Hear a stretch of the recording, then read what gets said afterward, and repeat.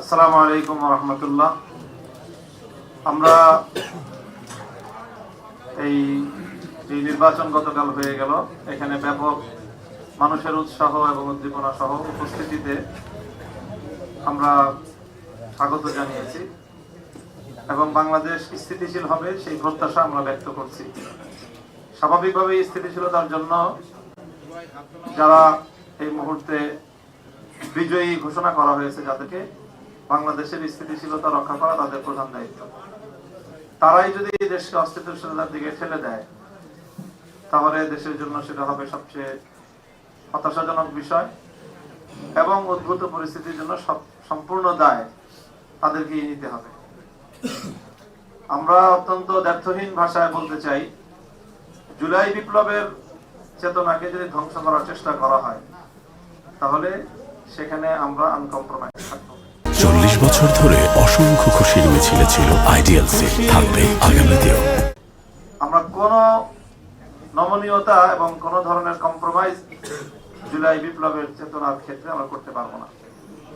কাজেই সকল মহলকে আমরা সেই বিষয়ে স্পষ্ট বার্তা দিতে চাচ্ছি। তারপরে ইলেকশনটার যে বিষয়ে আমরা আমাদের গতকাল থেকে আজকে বলে আসছি আমরা যে আমরা তো আমাদের ইতিবাচক ভাবেই আমরা ব্যক্ত করতে চাচ্ছি প্রতিক্রিয়া, কিন্তু পরিষ্কার যে ইলেকশনটা তো একটা সময় পর্যন্ত অথবা ভোট গ্রহণ হওয়া পর্যন্ত মোটামুটি দৃশ্যমান রাখা হয়েছে, কোনো গন্ডগোল যেন না হয়।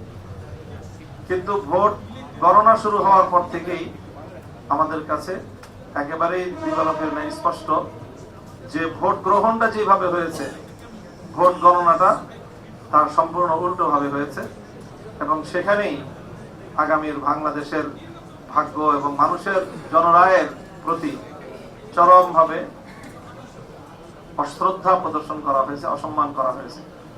এটা যারা করেছেন বাংলাদেশের কাছে তাদেরকে দায়ী থাকতে হবে ইনশাআল্লাহ।